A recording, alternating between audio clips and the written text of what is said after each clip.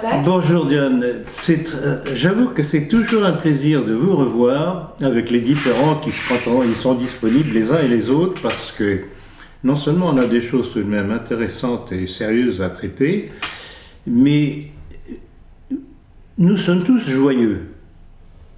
Nous ne sommes pas des dépressifs, quelle que soit la situation.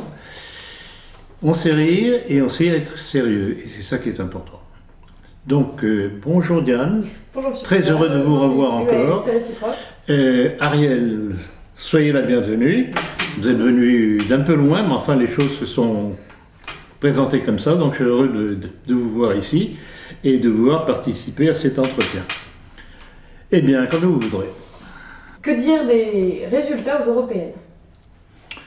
Bon, les européennes, je constate encore une fois que la droite dite nationale ne comprend rien au point de vue stratégique. Dans notre entretien du mois dernier, j'avais indiqué que la seule possibilité de pouvoir renverser Macron était d'appuyer la liste des Républicains, et notamment avec François-Xavier Bellamy, qui représente, ou qui représentait, je ne sais pas jusqu'où ça va aller, et la partie la plus à droite des Républicains. Et qu'il était bon tout de même d'essayer de l'appuyer au détriment du reste de la bande des Républicains, constituée des Pécresse, j'oublie toujours son nom, celui du Sénat, Gérard Larquet. Gérard Larquet et tout ce qui tourne, cette bande dite des libéraux, mais surtout maçonnisée et enjuivée. Donc, il est évident que les Républicains, c'est quelque chose de très composite, avec différentes tendances, et la seule tendance qui évidemment nous intéressait était celle de Bellamy, qui revendique régulièrement, ce qui déplaît profondément aux autres, les racines chrétiennes de la France. Donc on avait tout intérêt à le soutenir, lui, pour gonfler son importance et lui permettre de s'emparer, si cela est possible, de la direction des Républicains. Alors, il s'est passé quelque chose, c'est que, entre son discours, très proche du mien, du nôtre, et le discours officiel des Républicains, il y avait effectivement un décalage. Ce que certains, évidemment, ce qui a servi à certains à dire « mais non, on ne peut pas voter pour lui, etc. » parce que voilà ce que disent les Républicains. Oui, mais il y a d'une part la partie officielle des Républicains, il y a d'autre part la position de François-Xavier Bellamy lui-même. Donc ils n'ont pas compris. Ils n'ont pas compris, ils ont insisté à vouloir voter Marine Le Pen, sans comprendre qu'ils reconstituaient les mêmes conditions désastreuses qui avaient eu lieu au moment des présidentielles 2017, avec Macron face à Marine Le Pen, avec le désastre qu'on a vu. Donc l'expérience ne leur a servi à rien, ils recommencent les mêmes bêtises éternellement. Donc ce qui m'intéressait dans les européennes, c'était justement pour préparer les prochaines présidentielles. C'était un test. Préparer le coup d'après, exactement, que vous dites. Et là, encore une fois, cette droite dite nationale, catho, tradi, etc., très souvent des jeunes de la fraternité saint-pédiste, n'ont rien compris au point de vue stratégique. Donc ils apportent de l'eau au moulin à Macron, puisqu'ils renforcent une fois de plus le tandem Macron-Marine Le Pen. D'ailleurs, je crois que Zemmour a reconnu dernièrement sur un plateau de télé que Marine Le Pen ne pourra jamais gagner les présidentielles. Mais c'est évident, c'est mathématique. C'est mathématique. Que l'on l'aime ou pas, les Républicains dans leur ensemble, libéraux ou pas, si on veut se débarrasser de Macron, et c'est la chose primordiale pour nous, ce sont les seuls qui peuvent le faire basculer. Marine Le Pen, c'est pas possible. Elle aura tout le monde contre elle, face à Macron. Elle aura toute l'extrême gauche, la gauche, les libéraux, les centristes. Donc c'est pas possible. Elle ne peut pas arriver. Même si elle était parfaite, même si elle n'avait pas tout son entourage franc-maçon, juif, etc., homosexuel, que l'on connaît, bon, admettons qu'elle était parfaite, même si c'était ça, elle ne pourrait pas être utile pour renverser Macron, qui est notre objectif prioritaire. Sinon, on va à la poursuite de la casse de la France. Mais Monsieur Plonka, si les Républicains avaient fait le même score que le RN, aurait été premier en tête de liste aux européennes, ils auraient eu 22 sièges. Est-ce qu'ils auraient pu s'allier avec d'autres pays pour faire une force, un groupe européen? Oui, sans doute. Oui. Ah oui. Mais alors, on retournait en arrière, puisqu'on retrouvait encore gauche-droite, éventuellement, en face Macron à la gauche et les Républicains à droite. Donc c'est quand même un parti, ils œuvrent pour le mondialisme aussi à droite. Les Républicains, anciennement. Oui et non, c'est pas tranché comme ça. Les mêmes. Oui, non, mais justement, d'ailleurs, ça a servi d'argument à ceux qui n'ont pas voulu entendre parler de voter pour les Républicains. Le problème des Républicains, c'est toujours la même chose, ils font le grand écart, ils veulent plaire à tout le monde, et finalement, bon, quand on s'écarte trop, on se déchire de haut en bas. Non, le problème, c'est que quand on regarde bien le discours, par exemple, de Wauquiez, et surtout de Bellamy, ils parlaient de l'Europe, mais on sentait très bien qu'on ne parlait pas de la même Europe qu'avec Macron ou même avec Marine. Pour eux, c'est l'Europe des nations. Et là, nous, on n'a rien à dire. Quand même, c'est si compatible. le Front National, c'est l'Europe des nations. Ils ne peuvent pas se permettre de parler d'autre chose. Ils ne peuvent pas se permettre, mais enfin, tout de même, quand on voit comment le Front National, devenu Rassemblement National, est passé d'une position carrément hostile à l'Europe communautaire et à la suppression de l'euro, et maintenant, on n'en parle plus. Donc là aussi, ils ont baissé leur froc, que je regrette beaucoup. Donc non, on n'a pas. Vous savez, la politique, c'est pas une question d'amour. C'est une question de raisonnement froid. Quel est l'objectif principal que l'on veut atteindre? Pour nous, c'est se débarrasser de Macron et de toute sa clique. Rappelons tout de même d'où vient Macron, d'origine juive, qui a montré à quel point il était franc-maçon lorsqu'il a été élu en faisant la grande cérémonie devant la pyramide du Louvre. Et voilà, ça ne semble pas gêner un certain nombre de cathos de voir ça. Et continuer inlassablement à, soit l'appuyer directement. Une chose qui m'a scandalisé, c'est quand on a vu les chiffres des catholiques qui ont voté pour lui, les beaux milieux, Versaillais. Bon, pourtant, François-Xavier Bellamy est Versaillais lui aussi. Donc non, vous m'avez signalé hier que, je ne sais pas, vous aviez entendu ça, quand on nous disait maintenant que Macron était le dernier homme de droite. Oui, c'est incroyable. Les mots ne veulent plus rien dire. C'était la une du point. La une du point. Donc il suffit de dire une chose et tous les imbéciles qui se contentent de voir les informations sur les petites lucarnes ou bien sur Internet, sans se donner la peine d'écouter ce que les uns et les autres disent pour faire leur propre jugement à eux et non pas transféré par les médias, ils tombent dans le piège. Que faire avec ces gens-là? Comment leur faire comprendre? Et M. Plonka, est-ce que vous voulez nous repréciser ce que les Républicains avaient dit concernant le traité de Marrakech? Quelle était leur position? Alors là aussi, c'était entrelardé, il y avait de tout. La position officielle des Républicains a été ils ont accepté. Ils ont accepté, je sais. Alors, d'un autre côté, il faut faire front contre Macron. Mais on voit que là, pour le traité de Marrakech, pour l'immigration, il y a quand même une contradiction. Non, mais bien sûr qu'il y a une contradiction. C'est peut-être pour ça aussi que mais les je sais bien. Ont rebasculé sur le Rassemblement national. Je sais. Voilà. Mais le problème, et je répète là-dessus, que les Républicains, ce n'est pas un truc monolithique, qui a différentes tendances, et malheureusement, la ligne officielle est celle que vous dénoncez, à juste titre. Mais justement, ce n'est pas la ligne officielle que nous voulons soutenir, c'est la ligne au travers de François-Xavier Bellamy pour que cette ligne puisse prendre le pas sur l'autre. La politique, ce n'est pas une question de cœur, c'est pas émotionnel, c'est du raisonné, c'est du raisonnement froid. Je voudrais qu'on cesse de parler avec les tripes, il faut parler en raisonnant. Alors François-Xavier Bellamy a-t-il eu raison de s'excuser pour sa défaite? Je pense que c'est jamais une bonne chose de s'excuser. C'est comme Fillon qui s'était lui aussi excusé, c'est pas une bonne chose. Pour les gens qui sont pas au courant et qui n'ont qui ne comprennent pas que c'est une certaine noblesse de reconnaître son échec. Je considère ça comme une faiblesse.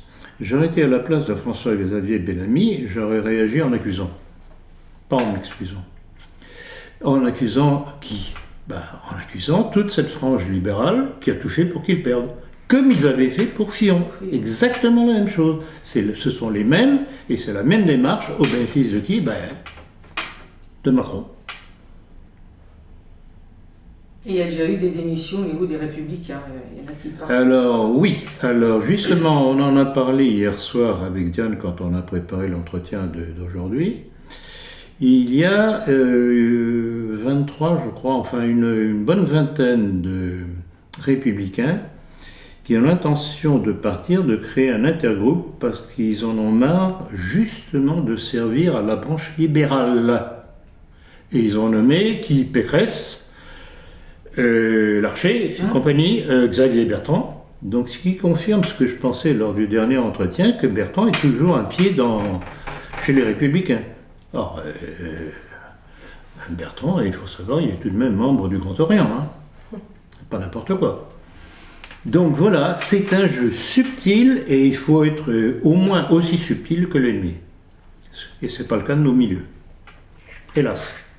Ils ont tout à apprendre au point de vue stratégique. Comment expliquer l'essor du parti écologie Les Verts, dont il part récupérer de l'électorat de Mélenchon? Alors, je pense que oui, effectivement, c'est un méli-mélo invraisemblable à gauche. Ils ont bénéficié aussi du score nul de Glucksmann, qui vraiment n'a pas du tout intéressé les électeurs de gauche. Je ne sais pas si c'est par antisémitisme, je ne le crois pas quand même. Mais je pense que Jadot a bénéficié de tout le tam-tam écologique qui a été fait dernièrement. Et avec toute la bande de jeunes que l'on a su motiver, je crois que c'est ça. L'autiste suédoise. Voilà. Alors là, encore une fois, ça montre comment quelqu'un peut du jour au lendemain passer de l'obscurité à la lumière parce que les médias ont décidé de mettre la personne en lumière. Donc tout ça, c'est de l'artificiel, du fabriqué. Et Jadot s'effondrera certainement comme un château de cartes. Mais il a bénéficié d'un concours de circonstances. Et alors vous me disiez hier que d'ailleurs les Verts renonçaient déjà à retirer le glyphosate. Justement, alors là, c'est magnifique. C'est magnifique. Ah, le sort de la planète, de l'être humain, etc., etc. Ah oui, bravo, très bien. Et après, vous apprenez que ces mêmes verts, écolos, machin chouette truc, disent non, on va pas interférer dans l'interdiction du glyphosate. Alors à quoi ils servent? Non mais voilà, encore une fois, l'arnaque, la tromperie de l'électeur. C'est fabuleux. Alors pour en revenir à l'électorat catholique, d'après le journal La Croix, les catholiques pratiquants ont massivement rallié Macron et les catholiques traditionnalistes ont quant à eux voté pour le Rassemblement national. Pourtant, non, ça je ne pense pas que ce soit La Croix qui le dit, c'est moi qui l'ai dit. Oui. La première partie, oui. Voilà. Pourtant, aucun de ces partis ne se présente comme défenseur du monde catholique. Quelle en est votre analyse? C'est l'aveuglement des catholiques en général. Déjà qu'ils sont plus nombreux. On leur fait tout gober, c'est malheureux. Alors, il faut voir aussi, quand on voit l'état de l'Église dite catholique d'aujourd'hui, avec les évêques que nous avons, avec le pape que nous avons, venez pas vous étonner de la bêtise des catholiques d'aujourd'hui, qu'ils soient modernistes ou tradis. Bien sûr, finalement, Macron est pour ces catholiques-là un bon président. Si pour eux, le pape François est un bon ben pape, oui, c'est tout à fait bien, exactement. C'est une équation. Si le pape François est un bon pape, ipso facto, Macron est un bon président. C'est logique. Donc, on a peut-être répondu quelque part au début à la question. Ne trouvez-vous pas que Geoffroy Didier, porte-parole des Républicains, aura tout fait pour torpiller Bellamy? Ça fait partie justement de la stratégie de la bande libérale des Républicains que je dénonçais. Eux ont très bien compris le danger pour eux, pour leur tendance, que représentait Donc, justement, ça ne fait que confirmer ma stratégie. Oui. Oui. Et Geoffroy Didier, je demande aux internautes et à ceux qui votent, éventuellement les républicains qui écouteraient cet entretien, mettez ce Geoffroy Didier sur la liste noire. C'est un arriviste de première que j'avais ciblé déjà depuis plusieurs années, parce que c'est le type qui est passé dans différentes chapelles, tout sauf religieuses, hein, entre nous. Il a commencé au Front National. Il a commencé au Front National, oui. Et qui est à plat ventre devant le politiquement correct. Donc voilà, c'est une confirmation de ma stratégie. Il fallait appuyer François-Xavier Bellamy justement pour contrer cette tendance au sein des Républicains. Et je regrette, je ne sais pas si vous alliez en parler, mais en tout cas, je tiens à le signaler, je regrette que Wauquiez, que je trouve tout de même très léger dans tout ça, ait décidé de rencontrer Sarkozy pour lui demander conseil. Wauquiez est sur la sellette puisqu'on lui demande de démissionner. Donc, oui, je vous dis, ce n'est pas en baissant les épaules, en demandant un petit sursis plutôt, à faire comme, comment il s'appelait déjà, la Dubarry, à l'échafaud, qui disait encore une minute, monsieur le bourreau. C'est pas comme ça qu'on gagne, hein. On gagne en réagissant et en accusant. Surtout qu'il ne comprend pas que Sarkozy il est grillé. Mais Sarkozy est à la manœuvre derrière tout ça. Oui. Il rêve de revenir. Oui, mais les Français n'en veulent plus de Sarkozy. Je pense qu'ils ont eu leur dose. Je n'en sais rien. La bêtise des peuples est telle, manipulée par les médias, c'est telle que je ne sais pas. Regardez. Y a-t-il eu des triches aux élections? Alors, oui, faites très bien de revenir là-dessus parce que j'ai eu quelques échos curieux de quelques correspondants me disant, et il y a une chose qu'on ne comprend pas très bien, c'est que dans la ville ou le village où j'habite, où il y a une majorité de Maghrébins maintenant, le score du Rassemblement national a été effarant. Ah bon? Ah bon? C'est même un peu curieux. Et il y a une autre nouvelle que j'ai entendue, je pense que c'était sur Internet, parce que je ne l'ai pas retrouvée dans les messages que j'ai reçus, donc ça a dû être sur Internet, disant que le public pénitentiaire avait aussi voté en majorité Rassemblement national. Alors je voudrais qu'on m'explique quand même, il y a un problème là. Moi j'avais entendu qu'il y avait des bulletins Front National qui n'avaient pas été placés dans certaines mairies. Dans l'est de la France. Alors il y a eu ça aussi, des personnes qui sont venues pour voter, qui ont cherché des bulletins et qui n'ont pas trouvé les bulletins. Donc il y a eu des magouilles, à chaque fois il y a des magouilles. Ça on sait déjà au moment des élections présidentielles, il y a eu des magouilles, ça on le sait. Je crois que c'est qui tient le ministère de l'Intérieur, tient en très grande partie, et là c'est au parti qui surveille le dépouillement, de voir si ce qu'ils ont compté sur place après, au moment du dépouillement des bulletins de vote, correspond aux chiffres donnés par le ministère de l'Intérieur. Alors, ou bien le parti est complice avec le ministère de l'Intérieur, côté républicain, il est certain que certaines branches des Républicains ne va pas aller à l'encontre des chiffres donnés par le ministère de l'Intérieur. C'est pour ça que je dis, il ne faut pas juger Bellamy en fonction des Républicains, il faut le juger en tant que lui, personne dont le programme était tout de même quelque peu différent du programme officiel des Républicains. Moi, pour en revenir au potentiel fraude, j'allais vous dire, Staline disait, ce ne sont pas les votes qui comptent, mais ceux qui comptent les votes. Tout à fait ça. Où est-ce que vous avez trouvé ça, Diane? Bravo. Je sais plus, je t'ai tombé dessus et je dis... Bravo. Mais envoyez-moi ça, c'est excellent. Surtout venant de quelqu'un comme Staline. Ben évidemment, évidemment. C'est bien résumé. Un spécialiste est-ce-démocratie. Absolument. Qu'en est-il du texte de loi sur la reconstruction de Notre-Dame? Eh bien, je n'en sais rien. Ce que je sais, il y a deux choses. Ce que je sais, c'est que Macron, comme il a annoncé, fait appel à des architectes du monde entier pour un projet, ce qui veut dire qu'il n'a pas du tout l'intention de reconstruire à l'identique. Et là, surprise, je tiens à signaler l'attitude d'Anne Hidalgo. Alors c'est notre, Qui question, a- c'est notre question suivante, mais oui. Vous alliez en parler? Bon, ben écoutez, navré, mais Bon, j'en parle. allez-y. Qui a déclaré que pour elle, il fallait reconstruire Notre-Dame à l'identique. Ce qui, de sa part, est une surprise, une bonne surprise, parce que, bon, elle ne nous a pas tellement habitués à aimer les vieilles pierres, Et plutôt à faire du moderne Elle a passé n'importe quoi. son mandat à détruire Paris, à Ouais. dégrader Paris Ouais. quand même.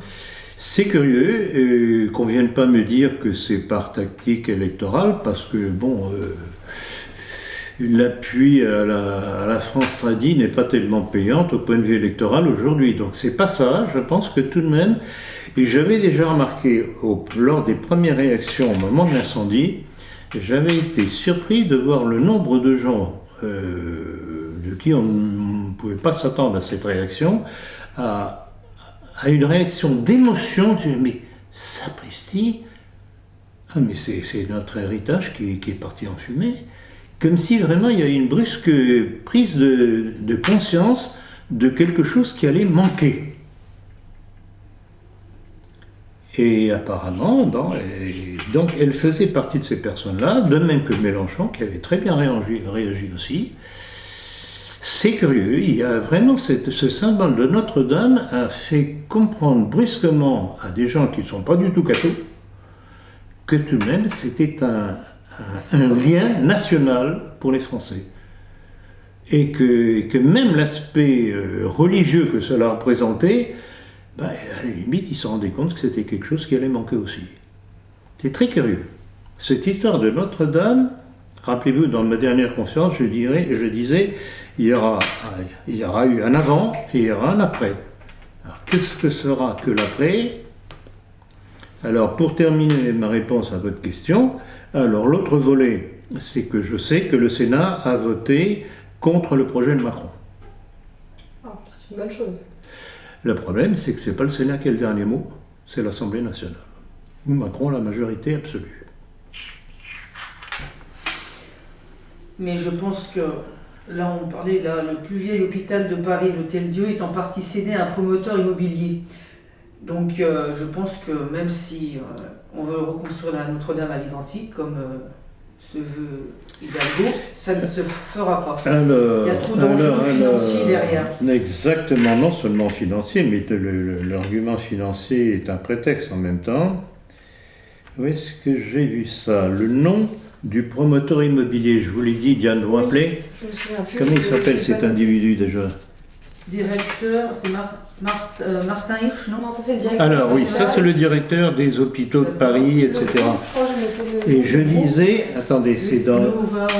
Novaxia, c'est ça? Oui, Novaxia. donc je faisais remarquer, c'était quoi, dans le dernier numéro de la politique, qu'au départ on avait Hirsch et à l'arrivée on avait le promoteur immobilier qui s'appelle Novaxia. Joachim Hazan, Joachim Hazan. le promoteur de. Bravo l'hôtel. Diane. Non, je savais bien que j'avais mis dans le dernier numéro de la politique. Ah, ça sonne bien. Ah oui, ça sonne très bien. Ça va, c'est-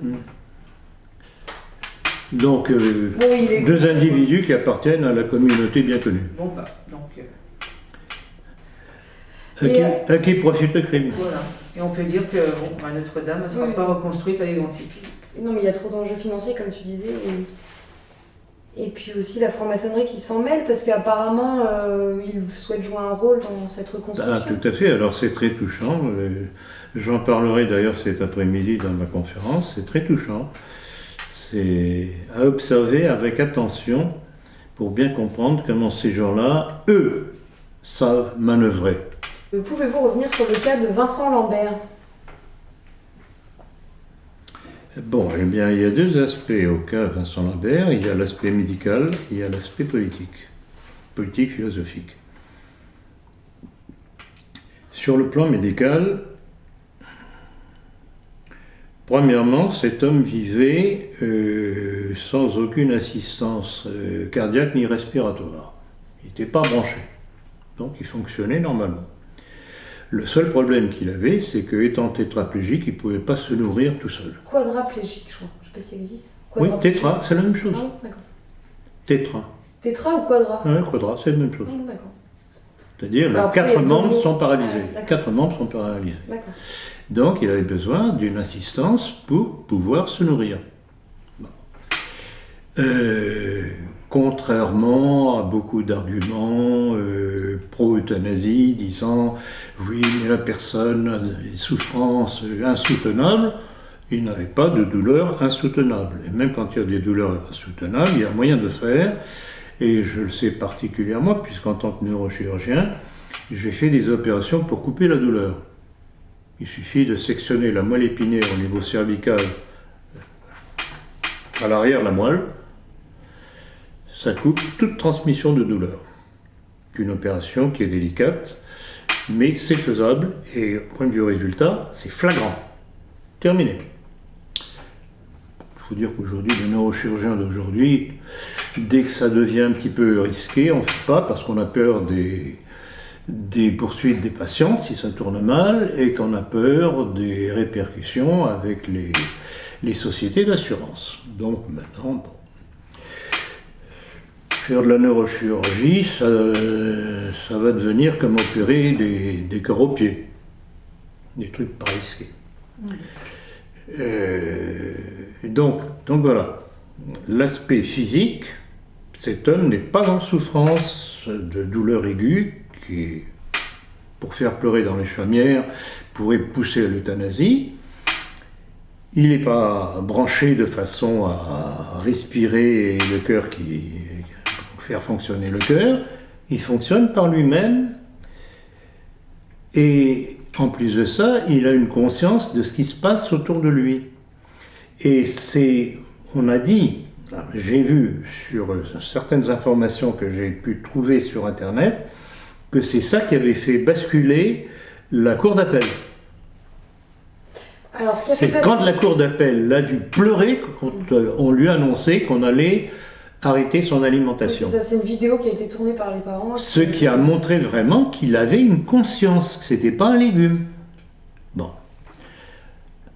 Donc ça, c'est l'aspect, disons, physique. Alors, l'aspect politique et philosophique, c'est que c'est l'affrontement entre deux clans. Le clan catholique, chrétien, qui fait qu'on n'a pas le droit d'attenter à une vie. Surtout quand c'est une vie qui, visiblement, existe toujours. Et puis le clan philosophique franc-maçon, qui veut absolument la politique de mort. Ça a commencé avec un certain Jacques Attali dans les années 80. Monsieur Attali avait dans les 50 ans à l'époque. Aujourd'hui, là, dans les 80, sinon 90 ans, je ne sais pas exactement, on n'entend plus parler d'euthanasie des gens à partir de 60 ans, parce qu'il est dans le groupe. Et on pourrait penser à lui. En premier, je Oui, en premier. Ah oui, quand on veut donner des leçons, on doit donner l'exemple. Voilà. Hein. Donc voilà. Et qu'est-ce que je voulais rajouter à ce propos-là? Et alors, scandale, je ne sais pas si vous alliez en parler, scandale, c'est qu'on vient d'apprendre que l'État, c'est-à-dire M. Macron, fait appel de la décision La décision de la Cour d'appel. de la Cour d'appel, qui a décidé de ne pas euthanasier le malheureux Lambert. Donc c'est vraiment la volonté maçonnique de l'État, la volonté de mort. Et c'est d'ailleurs l'association pour le droit de mourir dans la dignité qui finance les avocats de Rachel Lambert, donc l'épouse de Vincent. Rachel Lambert. Je crois que c'est Rachel Oui, il me semble. Arzo. Je crois que c'est Rachel, hein, je peut-être une erreur, mais non, je crois.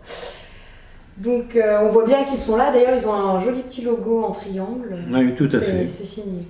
Tout à fait, c'est signé. Ils sont vraiment accros au symbole maçonnique. Il faut qu'ils les sèment partout. Vous n'avez pas quelque chose à dire là-dessus? Alors on voit bien que qu'on n'a plus monopole sur la famille, puisque bon, normalement la décision c'est à la famille. C'est un enfant, c'est la famille. Non, sa tutrice, c'est sa femme. C'est pour Oui, ça. sa tutrice, mais la mère, donc elle a quand même le droit aussi de... Bah non, justement. Oui, ben voilà. Et aussi, au niveau de l'éducation des enfants, on nous les arrache. Donc là, il y a quand même un énorme problème, quoi. Ils disloquent la famille. Donc on voit bien que ce cas-là, et puis si on laisse la porte ouverte à ça, ah bah là après c'est... Et qui mieux qu'une mère sait ce qui est bon pour son enfant? Mais bon, là. C'est évident. Mais dans la loi, Et Bon. donc, moi, ce que je dirais, c'est que après 10 ans de soins donc à l'hôpital Sébastopol, que sa maman maintenant dénigre le service auquel son fils est encore actuellement, Mais il y a tout, qui il- compte le transférer dans une unité. Alors, plus justement, peut-être- c'est une peut-être chose- plus appropriée, je sais pas. parce C'est une que- chose qui m'a surprise, parce que ça, moi aussi, j'étais au contact avec de gens qui étaient dans cette situation-là. Et l'hôpital, au début des soins, bon, c'est évident, mais après, il y a des structures beaucoup plus spécialisées pour le soin de graves handicapés. Et qui coûte Et il n'est cher. pas normal de garder aussi longtemps un homme dans la situation de Vincent Lambert à l'hôpital, Mais- alors qu'il y a des centres Il est spécialisés séquestré. pour des cas comme ça. Il est séquestré. Il y a des policiers en permanence qui surveillent que personne ne vienne chercher dans sa main. Oui, alors on je peut en crois que faire vous, un peu. tout à l'heure, hors antenne, si on peut dire, vous m'avez parlé justement de la femme, de ce que vous saviez d'elle. De sa maman. C'était sa maman à Vincent Lambert. Non, vous n'avez pas parlé de ça, de Non, elle la parlait de sa femme. maman. Non, mais sa maman. Je pense que c'est des rumeurs parce que moi, sa maman, je la vois et elle a pas l'air d'être. Enfin, ça a l'air d'être une femme bien, quoi, qui a l'air Ah oui, de tout à sauver- fait, oui, tout à sauver fait. son C'est la enfant. notion que Oui, j'ai. donc oui. je pense qu'après, il y a peut-être des rumeurs. Mais bon, de dénigrer l'hôpital comme elle le fait là, après 10 ans de bons et loyaux services, alors est-ce qu'elle n'a pas pu l'enlever de ce service-là pour le mettre Il est séquestré. Vraiment, il y a des policiers devant qui empêchent quiconque veuille venir chercher Vincent Lambert. Donc c'est pour ça qu'elle a de quoi un peu C'est dénigrer verrouillé l'hôpital, là. c'est verrouillé. Oui, c'est Mais c'est curieusement pas l'hôpital verrouillé. qui est derrière ça. Non, donc, mais c'est il y a quand même le les- docteur Carrégère qui était le premier à vouloir. Enfin, L'euthanasie. l'euthanasie, Ah voilà, oui, le docteur tout à fait. Sanchez, tous ces. Bah, C'est des apparemment, frères, à mon ouais. avis. hein, ils Non, sont- mais je pense que la mère a découvert justement que le monde médical de l'hôpital en question était pour l'euthanasie. ouais. Et qu'elle se dit, bon, mon fils n'est plus en sécurité. C'est ça que ça veut dire. Et puis ils veulent en faire un exemple en fait. Oui, Enfin, tout à fait. Ça va être un cas d'école. Tout à fait, Vincent et Lambert. bien entendu. Mais bien entendu. Et alors là, Parce qu'au niveau cérébral, on est absolument sûr qu'il n'y a plus rien qui se passe. C'est. mais non, Mais ça, mais c'est non. la version officielle. J'ai été en tant que neurochirurgien amené à débrancher des patients. C'était soit à la suite d'accidents de la route, des trucs comme ça. Bon, on essaye de sauver le patient, on l'opère s'il y a un hématome, etc. On fait ce que l'on peut, et puis on voit s'il peut s'en sortir. Et là, il y a un critère absolu. Il faut 3 électrocardiogrammes plats. Pardon. Électroencéphalogramme, exactement plat. Ce qui veut dire qu'il n'y a plus aucune activité. Et électroencéphalogramme à une certaine distance, parce que bon, il faut qu'il y ait une distance pour pouvoir vraiment prendre la décision. Donc dans ces cas-là, effectivement, bon, on débranche. Si par hasard, le patient se met à continuer à fonctionner une fois débranché, ça change le problème. Quand j'étais tout jeune neurochirurgien, je n'étais pas encore neurochirurgien. J'étais encore en phase d'apprentissage. J'étais dans un service de neurochirurgie. Et on m'avait confié un patient, qui était un brave agriculteur, qui avait eu un accident de voiture. Coma profond, il est resté dans le coma pendant plus de 3 mois. Et dans le service, on me disait, mais bon, c'était moi le responsable, il disait, bon, on va arrêter, c'est plus possible, il ne va pas se réveiller. Et moi, tout jeune, encore innocent, je disais, non, je ne suis pas d'accord, attendons encore, je ne suis pas d'accord, il va se réveiller. Puis un beau jour, il s'est réveillé. Alors là, vraiment, je m'en souviendrai toujours, ça fait partie des choses qui m'ont marqué dans ma vie, en tout cas de neurochirurgien. Il s'est réveillé et il s'est mis à traiter tous les gens, notamment les infirmières, qui passaient à portée d'ouïe, de tous les noms possibles, mais les injures les plus grossières, les plus complètement déconnectées, pas déconnectées. Il n'avait plus le contrôle de ce qu'il disait, quoi. Ouais, de la tourette. Et puis petit à petit, tout ça s'est calmé, il est redevenu très gentil, etc., avec les infirmières. Et quand on lui racontait la chose, il disait « mais c'est pas possible, j'ai pas pu dire ça », etc. Bon, puis il est sorti de clinique sur ses 2 jambes, sans problème. Et quelques semaines plus tard, je recevais chez moi une main en osier remplie d'oranges. Ah. Je vous garantis que dit ça comme ça, C'est le subconscient qui avait réagi. ça vous reste dans l'esprit. Hein. C'est pour ça, quand on me parle de l'affaire Lambert, je dis, bon, ça donne. Vincent Lambert, il n'a pas un électrocardiogramme plat parce qu'il arrive à suivre. Mais avec bien ses yeux, entendu, il suit les personnes, mais bien entendu. Il arrive à déglutir. Oui, C'est oui, d'autres choses. mais en tout cas, il n'y a aucun argument médical, je parle uniquement médical, pour l'euthanasie. Et puis, de toute façon, moi, en tant que médecin, Il y a toujours je des suis espoirs. contre l'euthanasie, puisqu'en principe, on est toujours soumis au serment d'Hippocrate. On est Tu là ne tueras pour, pas. voilà, Tu tout à ne fait. tueras pas. On est Voilà. là pour guérir. Et On est là pour faire vivre, pas pour Ouais, tuer. voilà. Dites ça aux avorteurs. Ouais. Leur serment d'Hippocrate. Ouais, un peu- d'hypocrite. Alors donc, dans nos milieux, comment expliquez-vous votre changement d'opinion sur le Rassemblement national? Eh bien, c'est très simple. C'est qu'à l'époque où il y a eu l'affrontement entre Marine Le Pen et son père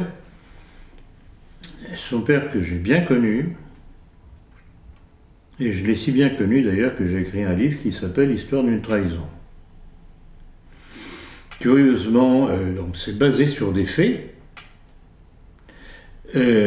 Curieusement, je n'ai jamais été poursuivi par M. Jean-Marie Le Pen.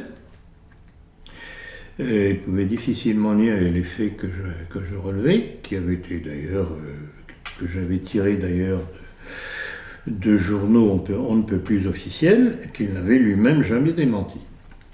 Donc je me suis dit, bon, peut-être que Marine Le Pen va tirer les leçons de certains errements de son père, notamment l'histoire du détail, qui n'était franchement pas nécessaire, puisqu'à chaque fois, ça faisait plonger le Front National au moment qu'il était en pleine progression. Donc c'est comme si vraiment Le Pen faisait tout pour ne pas arriver au pouvoir.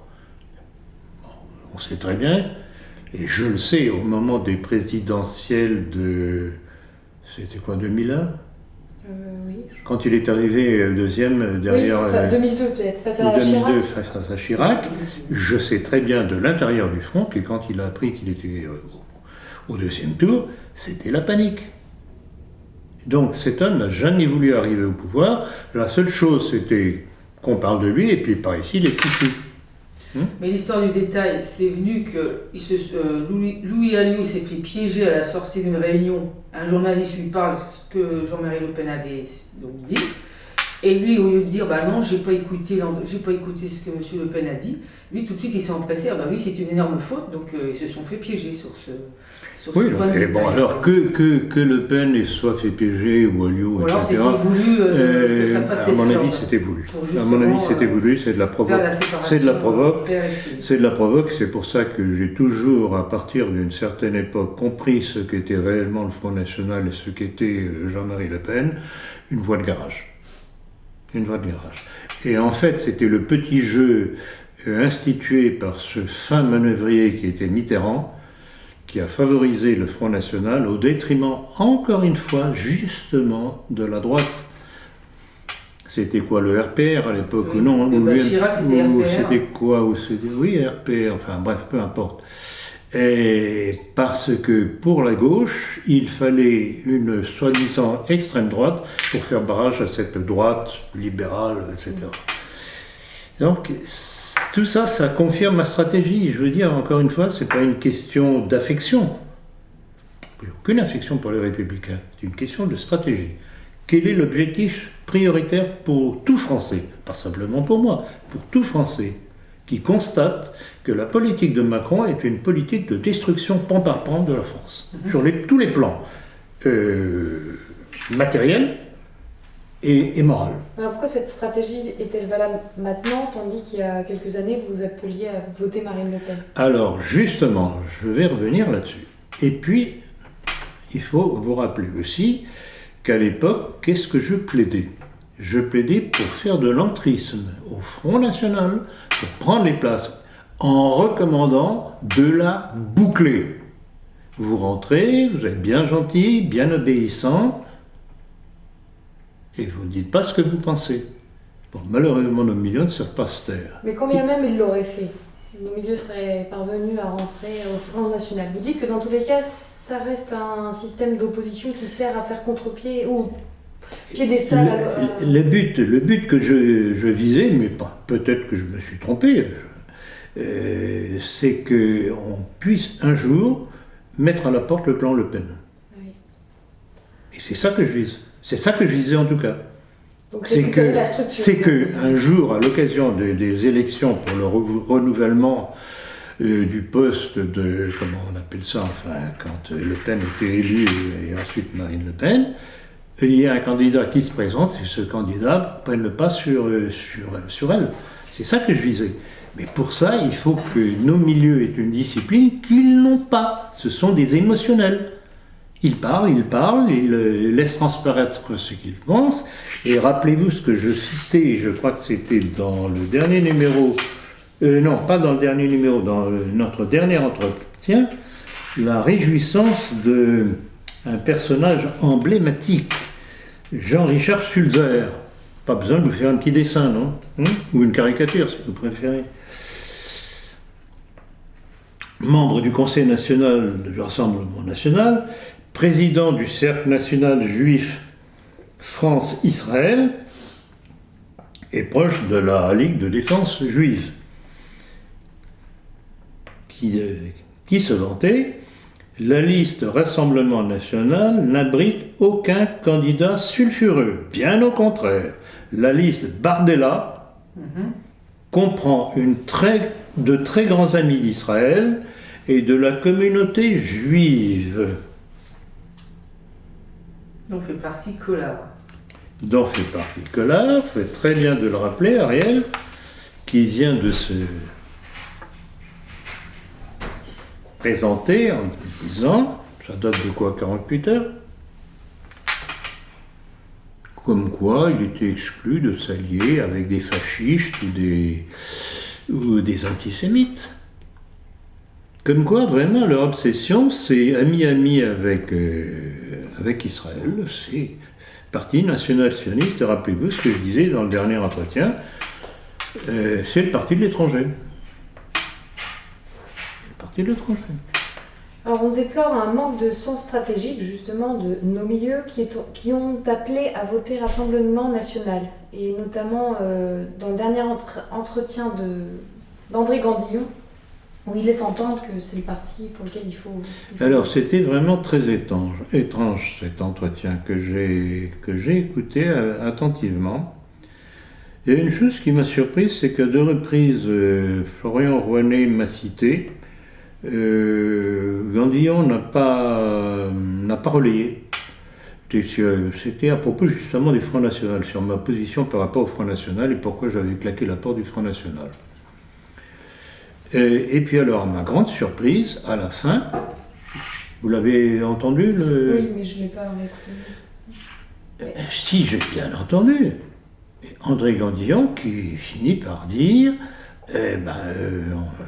oui, recommandé de voter pour le... Non, en fait, j'ai l'impression qu'il ne le dit pas explicitement. Mais c'est pas explicite, mais il laisse entendre. Oui. C'est pas exactement, c'est pas très clair, mais je ne vois pas comment interpréter ce qu'il dit autrement. Je suppose à défaut de mieux, en fait, pour lui. Ben oui, à défaut de mieux pour lui.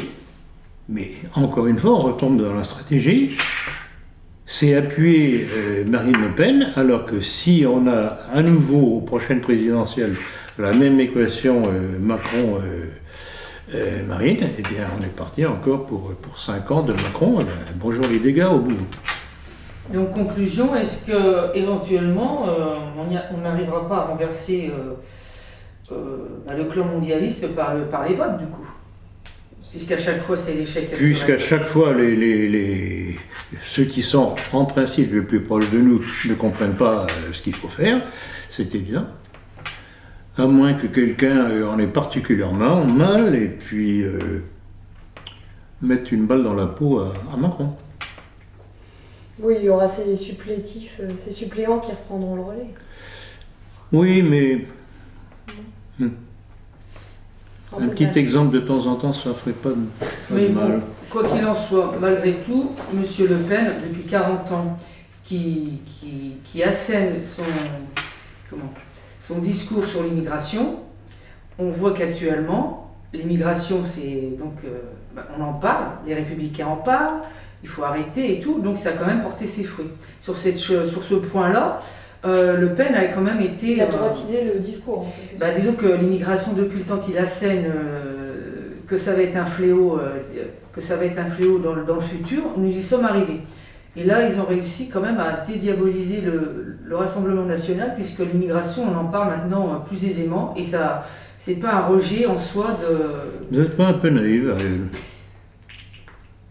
Est-ce que vous ne croyez pas... Il avait peut-être que ça, justement. Est-ce que vous ne croyez pas, est-ce que vous ne croyez pas que parce que cette obsession, à juste titre d'ailleurs, de l'immigration, sert aussi le clan juif? Bien sûr, puisqu'ils ont toujours été... C'est pour ça, c'est pour ça.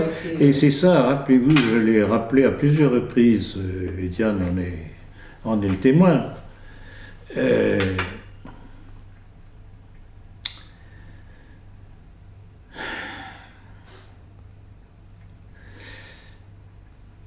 En fait, si on ne part pas du principe que c'est l'intelligentsia juive qui nous a imposé l'immigration-invasion après nous avoir imposé la décolonisation, mais que maintenant ils se rendent compte que ces masses musulmanes deviennent de plus en plus antisémites, et donc que ces mêmes milieux juifs prennent peur, ils cherchent l'appui des cathos pour faire leur petite guerre de nettoyage contre les musulmans. Donc c'est ça le piège de cette situation. Et c'est pour ça, voilà à quoi sert le Front National devenu Rassemblement National, y compris du côté de certains des Républicains. Donc c'est un piège. Donc si on ne décortique pas le problème, je ne suis pas du tout partisan de l'afflux des immigrés en France, bien au contraire. Et j'explique pourquoi. Le plus curieux, c'est qu'il y a de plus en plus de musulmans qui applaudissent à ma position parce qu'ils se rendent compte que ce n'est pas une solution pour eux, que on fait d'eux des déracinés, et qu'il vaut mieux regarder les choses en face et dire quelles sont les vraies solutions à apporter.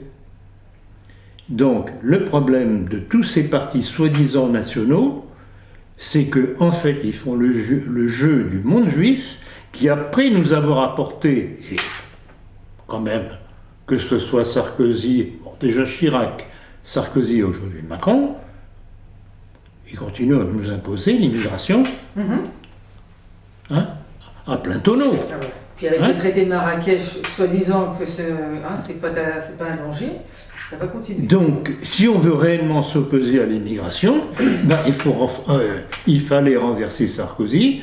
Grâce à Fillon, ça a été le cas. Et il faut renverser Macron. Ce que ces braves gens de droite, brave, c'est pas un compliment général, ça, c'est pas une notion de très grande intelligence. Donc on va revenir, il y a des internautes qui ne comprennent pas votre rejet d'Assolino. Pouvez-vous à nouveau revenir sur le personnage de ses liens avec le fils Antoven Aurélien? Ben là encore, c'est toujours la même chose. Ce sont des gens qui ne se basent que sur un aspect du personnage, qui ne prennent pas le temps de lire tout ce qu'il dit ou écrit. Et là encore, c'est émotionnel. Ah oui, la France doit sortir de l'Europe. Tout à fait d'accord. Mais au nom de quoi? Quels sont les principes que défend M. Asselineau, Et ça date du début, puisque j'étais le tout premier, je pense que je suis toujours le seul, à dénoncer ses positions à ce sujet-là. Quels sont ses repères politiques? Les grands ancêtres de la Révolution, Clémenceau qui a imposé la Première Guerre mondiale, avec le massacre de centaines de milliers de petits Français catholiques. Une bonne épuration, bonne saignée. De Gaulle, merci De Gaulle, vous aurez quelques nouvelles dans quelques semaines avec la sortie de mon livre. Vous verrez ce que c'est que le personnage, au-delà de la légende. Voilà ce que c'est Asselineau. Et puis après, mais ils ne le savent pas, ces braves gens. Quand on apprend que Asselineau a laissé se constituer au sein de son parti une loge maçonnique pour rassembler tous les francs-maçons qui se trouvent à l'UPR, ah bon? Vous ne saviez pas? Même vous, Ariel, vous ne le saviez pas. Mais maintenant, vous le savez. Le type, le franc-maçon qui a créé cette structure d'accueil bienveillante des francs-maçons de l'UPR, M. Asselineau ne l'a pas mis à la porte, il est toujours là. Et qui vient-il d'accueillir aujourd'hui? Le Eindhoven, invité par le CRIF. Le CRIF. Constamment invité par le CRIF. Donc voilà ce que c'est. Donc, M. Asselineau, je n'ai pas de preuve qu'il soit franc-maçon, mais à la limite, peu importe. Sa politique est tout de même très maçonnique. Les grands en tête, c'est pas maçonnique, ça? Clémenceau, c'est pas maçonnique? De Gaulle, c'est pas maçonnique, même s'il ne l'était pas. C'est tout de même lui qui a remis en vigueur la maçonnerie en France. Alors, de grâce, messieurs, vous qui m'interpellez sur Asselineau, informez-vous et écoutez ce que je vous réponds. En tout cas, il a une armée de fans fanatisés. Ah non, c'est assez incroyable. Impressionnante. Incroyable.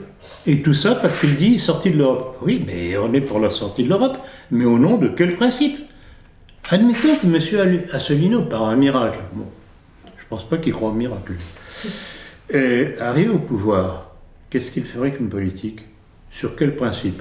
Les principes des grands ancêtres de la Révolution, les principes de Clémenceau, les principes de notre très cher De Gaulle, les principes du CRIF. Il faut être sérieux. Alors j'espère qu'on va cesser de me poser des questions sur Asselineau. Alors, Benedetti a signé la préface d'un livre de Jean-Jacques Stormé qui a pour titre « Réflexion sur le nationalisme » et comme sous-titre « En relisant Doctrine du nationalisme » de Jacques Ploncart-d'Assac. Il semblerait que l'ouvrage dénonce le manque de sympathie de votre père envers Hitler. Pouvez-vous nous en dire davantage? Bon, eh bien ça c'est une chose que je constate dans nos milieux justement, nos milieux entre guillemets, bien entendu. C'est que alors que l'on a tout en France au point de vue corps doctrinal, leur appétence à aller voir à l'étranger, notamment du côté d'Hitler, il y a... En fait, c'est une transformation du nationalisme français, tel que le défendait mon père, en une espèce de national-socialisme hitlérien. Ce que dit Benedetti à propos du livre de mon père, moi j'adhère totalement à ce que disait mon père, et je crois que j'étais encore beaucoup plus dur par rapport à Hitler dans mon livre Bonaparte, Hitler, Poutine, que mon père ne l'a été dans ses doctrines du nationalisme. Pour nous, nationalistes français, comme pour tout vrai nationaliste en Europe, je ne dis pas européen, en Europe, c'est pas la même chose, Hitler a été une catastrophe pour nous.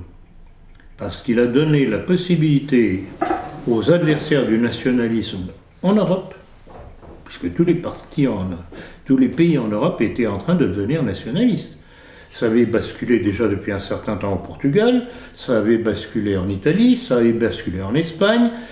En Angleterre même, il y avait un parti qui était très très proche des thèses de Mussolini.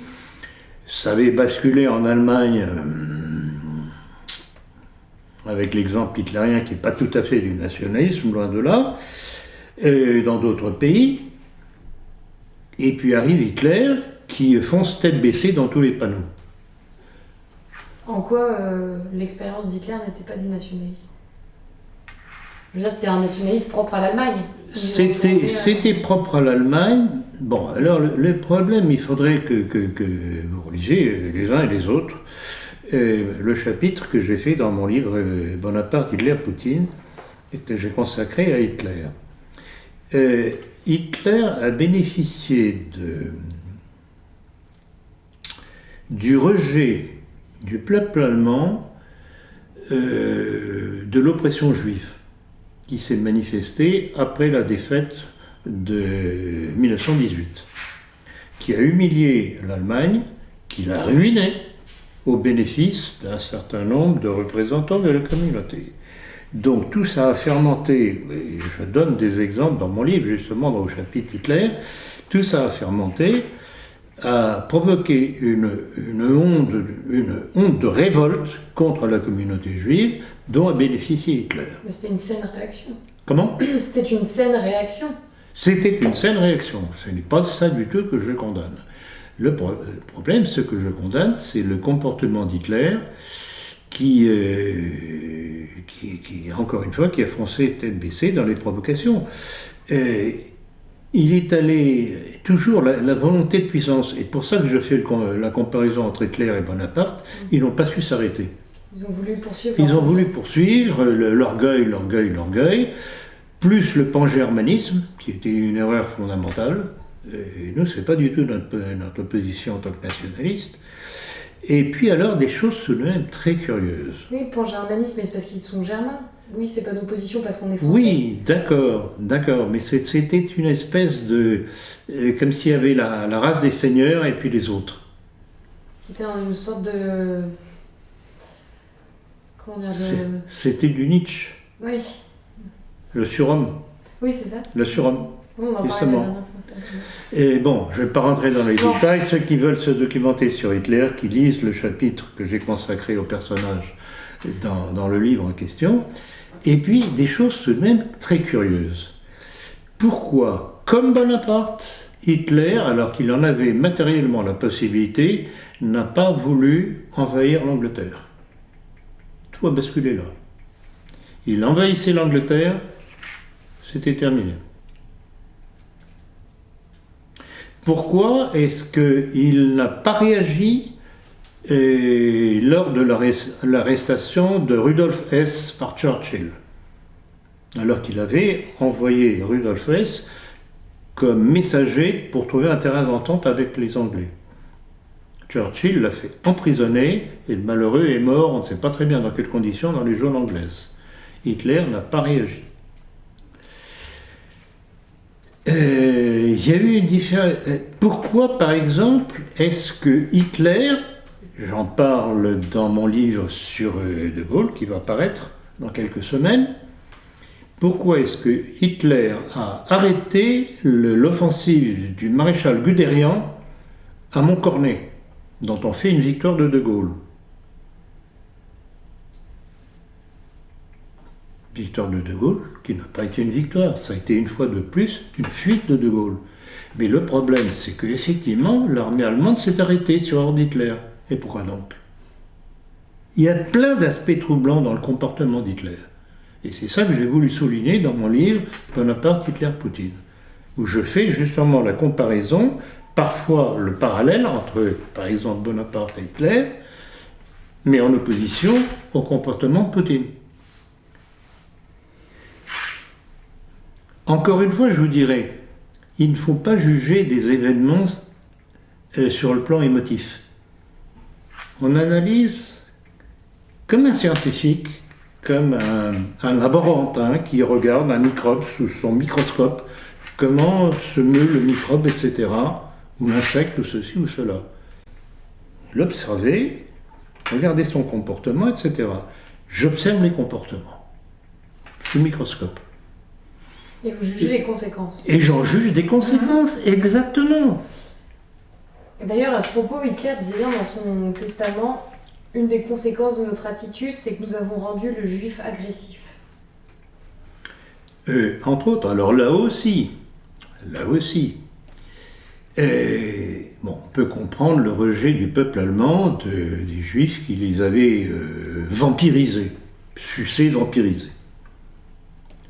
Mais, et c'est ça que je dénonce toujours, c'est que, en fait, les Juifs qui ont souffert, mais on ne sait pas de quelle façon, ils ont réellement souffert dans les camps de concentration. C'est une autre question. C'est encore une autre question. Mais les grands Juifs, Hitler n'y a pas touché. Ce sont les petits Juifs qui ont souffert, d'une façon ou d'une autre. Je ne pense pas que c'était très agréable, la vie dans les camps de concentration. L'histoire de la Shoah, c'est encore une autre histoire. Mais il n'a pas touché aux grands juifs.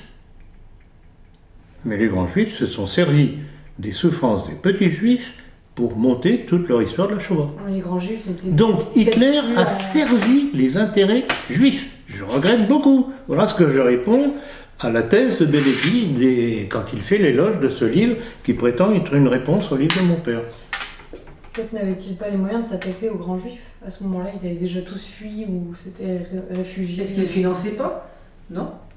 Hmm. Est-ce qu'ils ne les finançaient pas? Alors justement, c'est ça peut-être. Ben, j'attendais la relance, justement, bravo, j'attendais la relance. Effectivement, on sait très bien que la haute finance judo-américaine a soutenu Hitler. De toute façon, ça c'est toujours Elle soutient toujours les deux camps. Voilà, Oui. Ah oui. voilà, j'allais y venir. Leur stratégie, c'est de soutenir les deux camps. Comme ça, ils sont sûrs d'être gagnants à tous les coups. Et juste pour revenir rapidement sur la spiritualité de l'Allemagne nazie, vous parliez du surhomme et c'était une divinisation de l'homme en fait. Tout à fait. Donc une gnose. Tout à fait, tout à fait. Et puis alors, il ne faut pas oublier aussi tout de même les apports ésotériques de la société de Thulé, très ambigueur au sein du Troisième Reich. Non, le national-socialisme hitlérien n'était pas du tout du nationalisme. Bon. C'était quelque chose sorti de conditions historiques particulières, avec un personnage particulier que je crois avoir bien décrit de par ses origines et aussi ses origines. Apparemment, il est bien un fils naturel d'un Rothschild, quand même. Et alors, quelle était la position de l'Église face à cette montée de l'Allemagne nazie? C'était pas encore... Tout un temps, elle a fait avec... Tout un temps, elle a fait avec, puisqu'il y a eu ce qu'on appelait le Concordat qui avait été signé entre Rome et le Troisième Reich, par qui? Par le cardinal Pacelli, qui allait devenir le pape Pie XII. Donc, l'Église a fait avec, tant que c'était possible.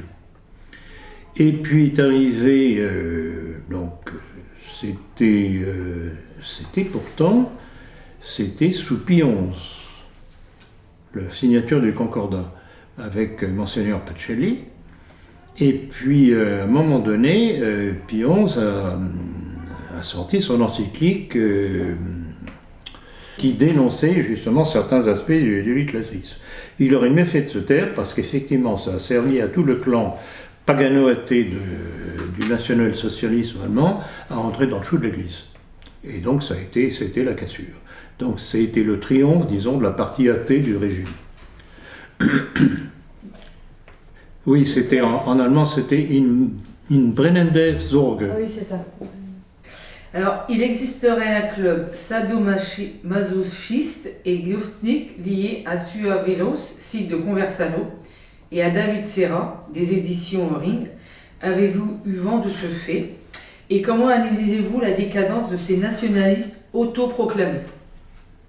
Faites bien de dire autoproclamé. Ça commence par là ma réponse. Parce que alors là, bon, le Conversano, il est passé par toutes les couleurs de l'arc-en-ciel, on dirait presque du LGBT. C'est invraisemblable.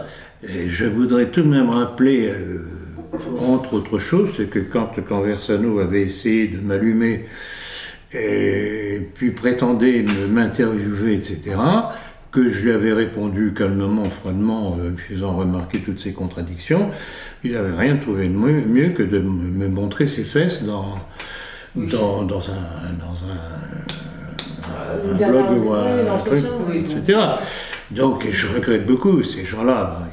Et alors, moi, ce qui m'horripile, que ce malheureux Conversano soit ce qu'il est, j'ai des doutes sur ses origines entre nous, mais qu'il réussit à inviter tous les représentants de ce que l'on appelle la droite nationale. Et j'en ai fait le reproche, notamment à Jérôme Bourbon, quand je l'ai vu il y a un mois maintenant. Je dis, qu'est-ce que vous êtes allé faire là-bas pour faire parler de vous avec un Conversano? Vous ne vous rendez pas compte? Il se sert de vous. Il se sert de votre image. Et c'est ce que Conversano aurait voulu que je lui serve aussi. Ben, je ne tombe pas dans les panneaux aussi facilement que ça. Donc, Et voilà, donc quand j'apprends ce que vous venez de dire, justement sur cette frange Sale. Oui. Voilà. bon, glissons mortels, n'insistons pas, ça ne m'étonne pas. Ce sont des pervers, et ce sont des pervers pervertisseurs, ce qui est encore pire. Donc voilà. Donc ça ne fait qu'apporter de l'eau au moulin de ce que j'énonçais de Conversano et de sa bande. Et je regrette beaucoup, quand je vois que toute cette droite nationale y est passée, à commencer par le petit père Le Pen, ils sont tous précipités pour que Conversano parle d'eux. Est-ce que vous croyez que moi j'ai eu besoin de ça pour arriver à ce que j'ai construit jusqu'à aujourd'hui? Il n'y a qu'à voir le nombre de visionnages de nos entretiens ou de mes conférences. Je n'ai pas besoin d'eux.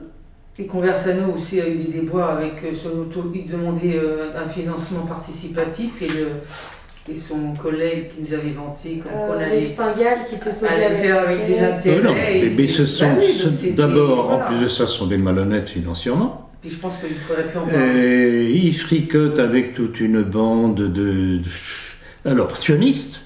Et ensuite, après ça, ils jouent aux nationalistes.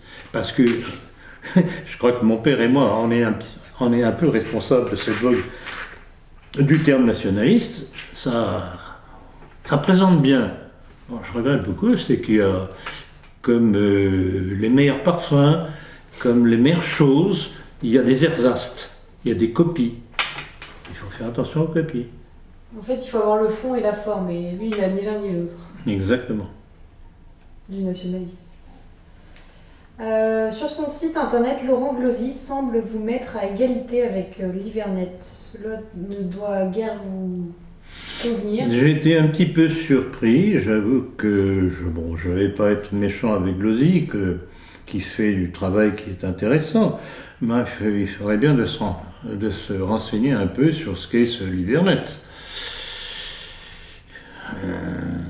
Non, je ne vais pas être méchant avec Glosy, je dirais que j'ai pris d'ailleurs sa défense dernièrement, quand Escada l'avait accusé d'être un suppôt des francs-maçons. J'avoue que j'avais été un petit peu surpris, parce que même à ma connaissance, Glosy a quelque peu descendu en flammes les francs-maçons, comme je le fais aussi, ce qui crée une certaine complicité entre nous. Mais me mettre sur le même plan que l'Hivernet, je lui demanderai de revoir sa copie. Parce que... Mais pour lui, vous êtes complémentaire. Ah non, certainement pas complémentaire. Ou alors complémentaire, comme le copieur l'est de celui qui copie par-dessus l'épaule de l'autre. Alors, d'après le colonel Régis Chamagne, auteur du livre intitulé « Relève-toi », la France n'est forte que lorsque son pouvoir est centralisé. Êtes-vous d'accord avec son affirmation ? Par ailleurs, ce personnage répond dans une interview donnée à bretsinfo.com « Je n'étais pas au courant que la révolution avait été sanglante pour la Bretagne et d'autres régions françaises. »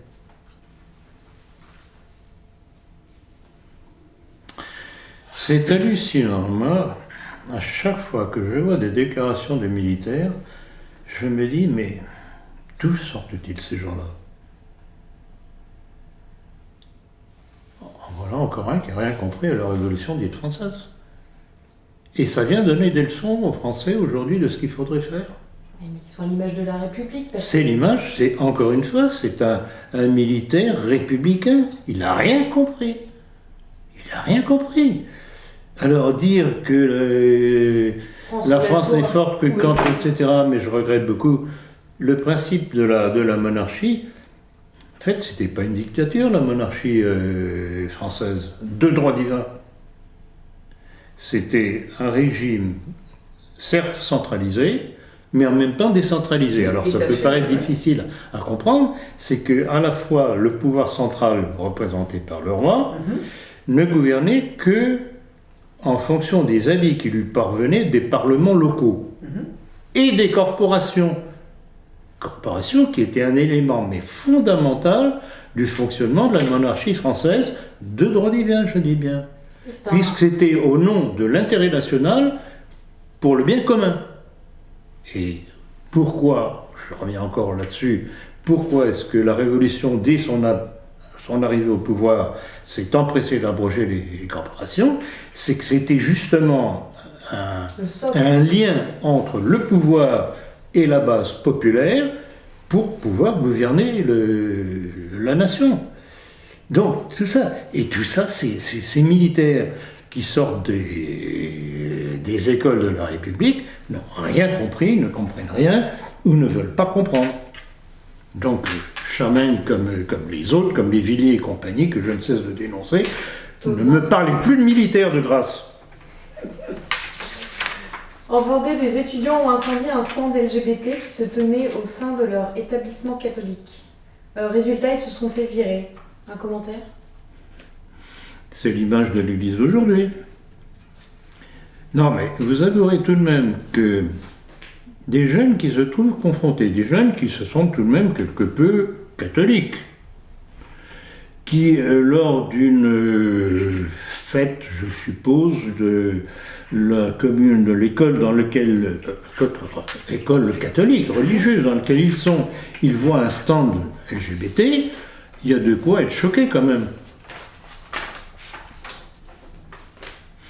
À la limite, ce n'est pas le stand LGBT que j'aurais incendié. Je serais allé casser la figure du responsable qui a imposé le stand LGBT. Il faut toujours remonter au responsable premier. Mais c'est ça le drame de l'Église d'aujourd'hui.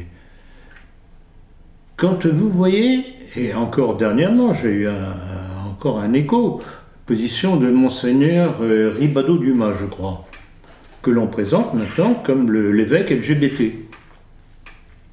Quand on voit toutes les litanies, si on peut dire, oui, de François aussi, à l'accueil, la charité, mais on ne peut pas mettre sur le même plan le vice et la normalité. On ne peut pas mettre sur le même plan la vérité et l'erreur, sous prétexte de charité. La charité est dans la vérité.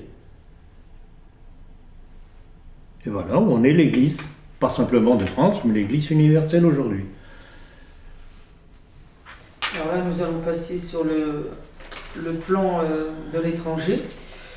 Donc, l'Église orthodoxe russe s'oppose à la vaccination obligatoire des enfants. Quelle influence l'Église orthodoxe exerce-t-elle sur le pouvoir russe ? Peut-on la comparer à Vatican II, c'est-à-dire soumise au nouvel ordre mondial ? Oh, pas du tout. À la preuve. Le début de votre question, enfin de ce que vous rappelez, montre bien le contraire. L'Église orthodoxe russe que Vladimir Poutine a remise à l'honneur, et je sais très bien, je l'ai cité notamment dans ma conférence sur Poutine, qui je crois a dépassé les 200 000 visionnages, un truc dans ce goût-là. Et Vladimir Poutine a remis à l'honneur l'Église orthodoxe russe, et il va régulièrement consulter des représentants de l'Église orthodoxe avant de prendre certaines décisions. Vous voyez, un certain Macron allait prendre contact et conseil auprès de la fraternité Saint-Pédis ou de la fraternité Saint-Pierre avant de prendre telle ou telle décision. Ben voilà, pour vous faire toucher du doigt, alors là encore, quand je vois ce Hilaire et suiveurs qui viennent nous dire que Poutine, c'est aussi un mondialiste, mais sapristi, mais ils ne se rendent pas compte qu'ils jouent le jeu du mondialisme, justement, en disant ça. Mais ce qu'il se base sur les faits qu'on connaît. Est-ce que Poutine, comme je l'ai dit, notamment dans le titre de ma conférence sur Poutine, Vladimir Poutine ou le grain de sable dans la machinerie du nouvel ordre mondial, est-ce que Poutine, justement, ne nous a pas préservé du développement de ce nouvel ordre mondial ? Qui a réglé le problème en Syrie ? Et encore, c'est pas tout à fait réglé, mais enfin, alors que les Américains nous disaient qu'ils bombardaient les troupes de... Mais est-ce que Poutine n'est pas le Hitler d'hier ? Dans le sens où... Ah bah, il tombe pas dans les mêmes pièges. Hein. Pas du tout. Au contraire, justement. Oui, ce que je veux dire, c'est d'une autre opposition qui... Non, il est financé Poutine, également par les grands juifs. Mais pas du tout, mais bien entendu que non. Puisque bon, vous faites l'avocat du diable, ma chère. J'ai parfaitement compris votre jeu pervers. Poutine, n'est-ce pas lui qui a mis à la porte de la Russie la banque Rothschild? N'est-ce pas le représentant d'aujourd'hui Rothschild qui accuse Poutine d'avoir trahi le nouvel ordre mondial?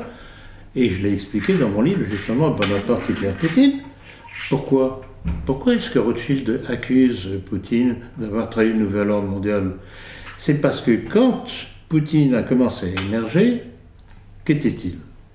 Un ex-lieutenant-colonel du KGB qui commençait comme petit collaborateur de Boris Eltsine en Russie, qui était l'homme tout de même du capital international. Et puis Poutine, on voit qu'il continue à monter les échelons dans ce pouvoir de la Russie post-communiste. Et puis il arrive au pouvoir. Et ben, il commence par faire un premier nettoyage des oligarques juifs.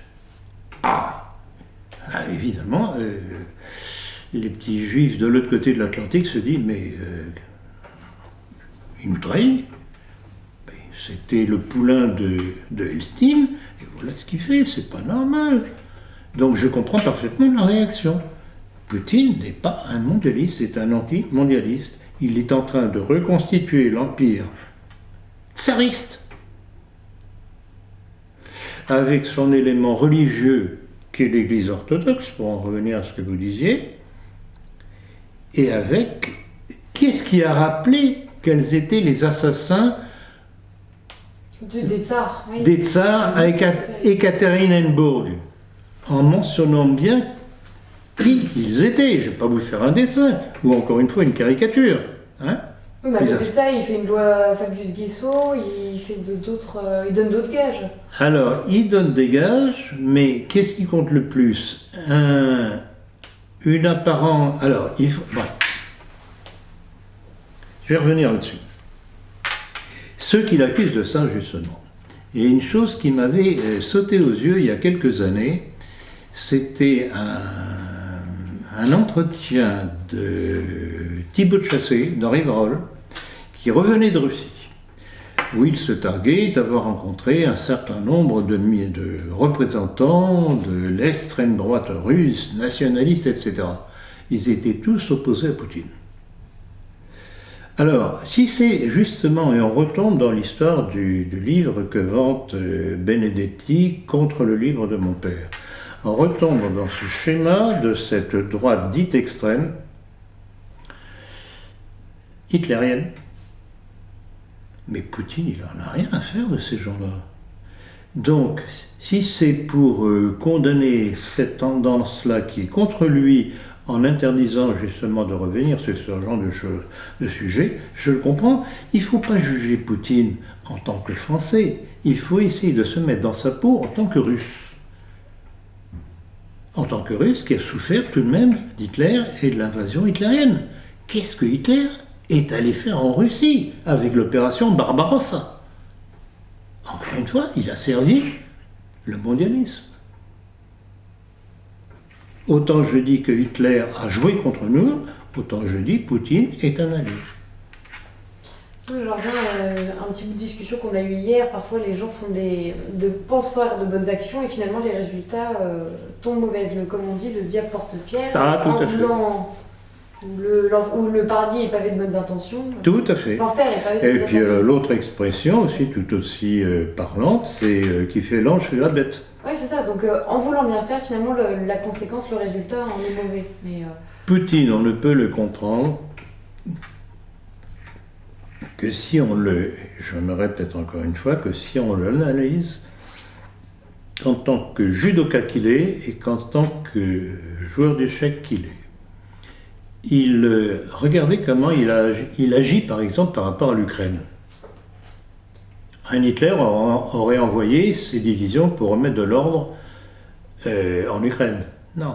Il est plus fin que ça, en fait. Poutine laisse pourrir la situation et l'Ukraine va lui tomber toute pourrie dans les bras. Il va voir comment ça évolue. Du coup, il n'est pas compris par des gens un peu moins fins. Mais justement, c'est un manque de finesse de nos milieux. Ils ne comprennent pas. Il leur faut du boum, boum, boum, boum, tout de suite, tout de suite, tout de suite. Ils ne comprennent pas que, à moins que Poutine soit suicidaire, il ne peut pas s'attaquer à tout le monde en même temps.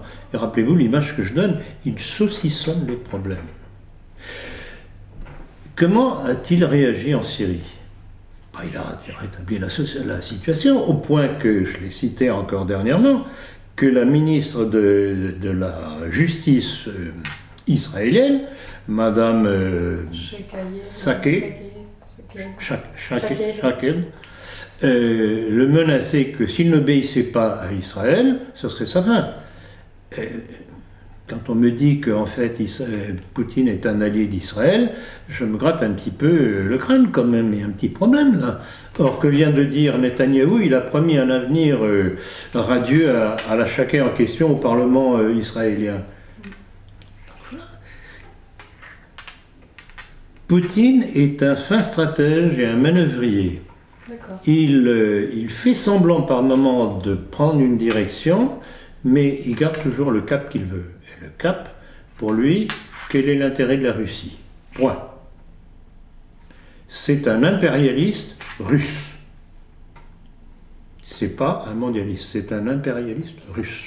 Et donc il est aidé notamment par... Et est-ce que vous croyez que Poutine est un mondialiste quand on voit comment il impose depuis plusieurs années maintenant les échanges commerciaux hors dollar? Alors, non, mais de toute manière, tout ce que vous dites là, il faut se référer à votre conférence sur Hitler. Mais bien entendu, le grain de sable, mais bien entendu, je ne fais que répéter ce que j'ai déjà dit. Mais je suis obligé de me répéter devant la bêtise des gens qui ne comprennent pas. La France a vendu des armes à l'Arabie Saoudite pour sa guerre face au Yémen. Avez-vous un mot quant à ces échanges avoués à demi-mot par la France? Alors, exactement, la France donne de leçons de morale internationale, s'associe au massacre des Yéménites par la coalition américano-sioniste appuyée sur l'Arabie Saoudite localement au Yémen. Le Yémen, pourquoi? Parce que d'abord c'est une position stratégique, et puis aussi pour des raisons de ressources minières.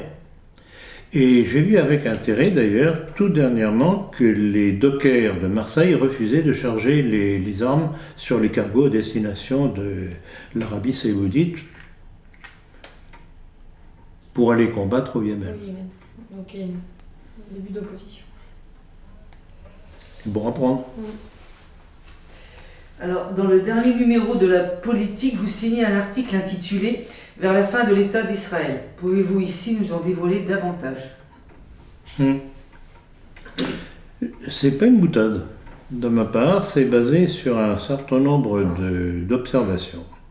Il s'est passé quelque chose de très curieux, d'inattendu dernièrement, que j'ai signalé, je ne sais pas si on en avait parlé dans le dernier entretien, mais en tout cas dans la politique, j'en ai parlé, justement dans cet article.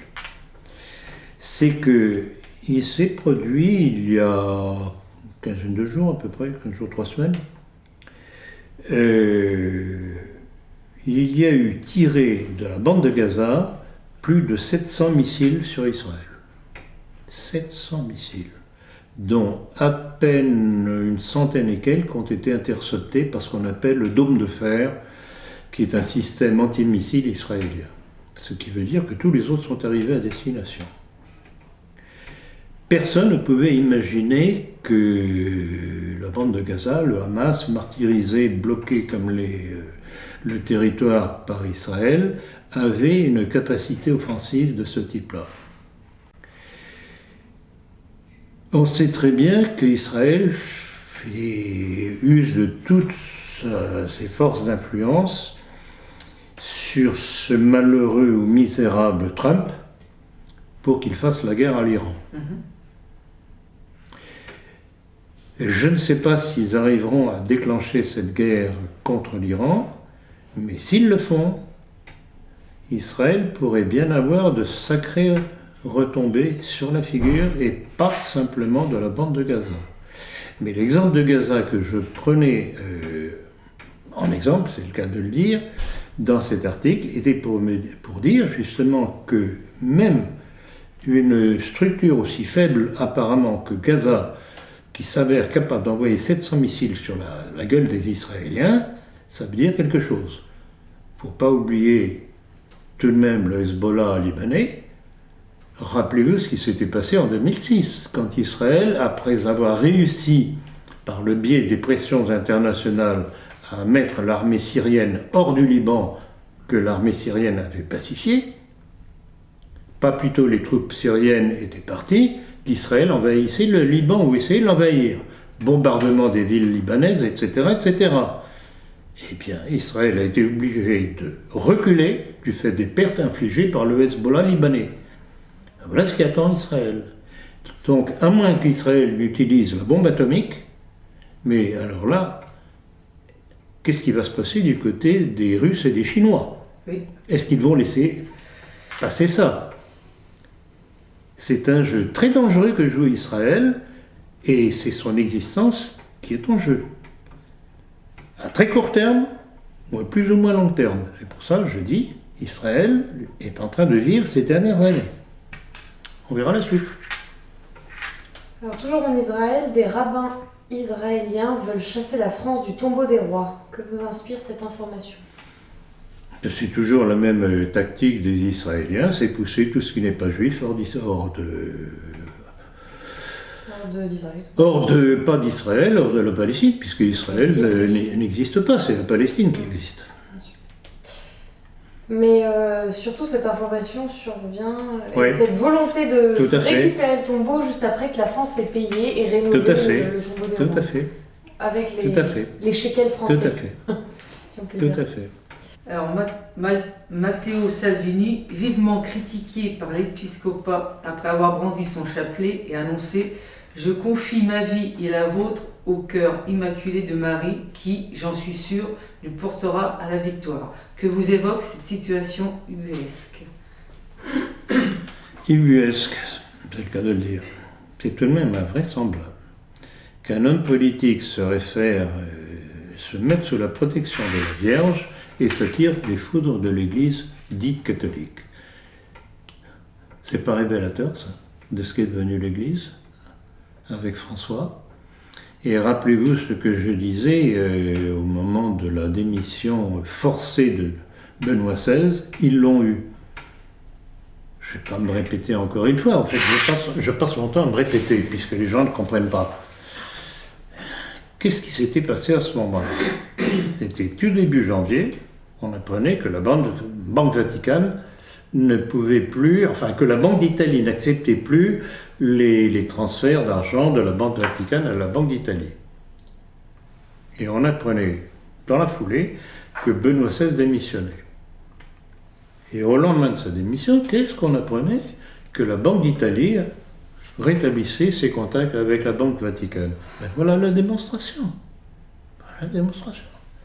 Donc voilà ce que c'est que l'Église aujourd'hui. La démission de Benoît XVI a ouvert la porte à ce François, qui soit... Il y a deux hypothèses pour comprendre cet homme, si on peut le comprendre. C'est soit qu'il est fou furieux, soit que c'est vraiment un ennemi acharné de l'Église, lui le représentant. Et quand on voit ce comportement de l'Église aujourd'hui, fustigeant Salvini, qui se met lui et son pays sous la protection de la Vierge, il y a de quoi se dire, mais où est-ce que nous sommes? Qu'est-ce que c'est que cette Église? Voilà. Tout ce que je peux vous répondre là-dessus. Donc je ne peux qu'applaudir à Salvini, et on aimerait que, par exemple, une Marine Le Pen en fasse autant. Puis bon, il a eu un bon score, hein, 30%, non? Mais bien entendu. Il a eu un excellent... Ouais. Alors qu'il est décrit comme un évangéliste proche du Mossad, Bolsonaro consacre le Brésil au cœur immaculé de Marie, lui aussi. Comment expliquez-vous cela? Oui, c'est très curieux. C'est très curieux, et j'avoue que Bolsonaro, dont je n'avais pas eu une très très haute idée au départ, pour différentes raisons que j'avais soulevées à l'époque, j'ai vu qu'il avait fait une marche arrière dernièrement par rapport à Israël. Je ne sais pas ce qui s'est passé, il y a quelque chose qui n'est pas clair, et je viens de voir, pas plus tard que hier, dans différents documents qui me sont parvenus, qu'on commençait à parler au Brésil de sa destitution. tiens. Donc il a dû déplaire quelque part. Et maintenant, ceux qui l'ont amené au pouvoir voudraient bien s'en débarrasser. Alors que s'est-il passé? Si je ne peux pas répondre, je ne fais que constater les choses. Alors, ces derniers mois, la Chine et les États-Unis se sont lancés dans une guerre économique. Pour contrer Huawei, accusé d'être le cheval de Troie de la Chine, une ribambelle d'entreprises américaines ont réduit ou retiré leur licence commerciale avec le fabricant chinois. Comment interprétez-vous cette affaire? Bon, alors guerre commerciale entre la Chine et les États-Unis, bon, c'est pas nouveau, hein, ce sont des étapes supplémentaires. L'impression que me donne Trump, c'est qu'il fait la politique comme il a conduit les affaires financières, puis c'est un financier, au départ c'est un financier, et qu'il use la même technique au culot d'un joueur de poker menteur, grande gueule. Alors, c'est à usage interne, évidemment, c'est coup de gueule. Je viens de voir, pas plus tôt ce matin, dans les derniers messages que j'ai reçus, que son second, comme il s'appelle déjà, donc le vice-président des États-Unis, devant l'élite militaire américaine, venait de dire que l'Amérique se préparait à une guerre tous azimuts dans le monde. Alors, on peut se poser la question justement, ce volet économique avec la Chine, ce volet militaire contre l'Iran, contre le Venezuela, etc., etc. À mon avis, c'est la traduction de la peur panique qui s'empare des États-Unis et de l'élite, entre guillemets, de ceux qui gouvernent l'Amérique, c'est-à-dire les néoconservateurs américains, pas besoin de vous faire une caricature, de voir que l'empire américain est en train de s'effondrer. Et là encore, qui est à la manœuvre derrière cela? Sinon, un certain Poutine. Sa manœuvre économique, transaction hors dollar, c'est scier la branche de la puissance américaine au travers du dollar. Sur le plan militaire, il place ses pions là, là, là, là. Et en fait, il occupe des points stratégiques opposés aux États-Unis. En Amérique latine, il fait obstacle tout de même aux visées du néocolonialisme américain. En Afrique, la même chose. On sait très bien que si le Venezuela de Maduro n'a pas sauté encore, c'est parce que Poutine est derrière. C'est comme ça. Donc, cette volonté de guerre tous azimuts, c'est la peur panique des élites américaines devant ce qu'ils constatent de la fin de leur empire économique et militaire sur le monde. Donc, on n'a qu'à applaudir. Alors, quand on vient me dire que Poutine est un mondialiste, je me dis, ou bien vraiment, on a affaire à des crétins finis, bien, ils sont complices du mondialisme eux-mêmes. Pourquoi, je m'excuse, pourquoi est-ce que Hillard refuse systématiquement un débat avec moi, alors que nombre de gens me posent la question pourquoi, etc., et je leur réponds, mais posez-lui la question, moi je suis d'accord. Et qu'il ne répond pas à leurs questions. Oui, c'est que je pense qu'il... Son silence est... Mais c'est que tous ces gens qui m'insultent et autres, et qui refusent tout débat avec moi. Oh, bon, Hillard vous a jamais insulté, je pense. Hein? Non, Hillard, non, mais il y en a d'autres. Mais quel regard portez-vous sur les politiques anti-vénézuéliennes de Trump? Non, pardon, c'est ce qu'on vient de poser comme question. Non, c'est bien. Non, c'est bien ça. Oui, Oui, pardon, on parlait de la guerre économique. Et là, je crois que j'ai déjà répondu. oui, voilà, ça revient sur... Bon, ce n'est pas la peine d'y revenir. Non, mais par rapport au Venezuela... Oui, alors c'est une guerre, vraiment une guerre sale, la guerre que Trump fait au Venezuela, enfin que les États-Unis font au Venezuela, puisque c'est au travers d'une tentative de priver les Vénézuéliens de médicaments, d'aliments, etc.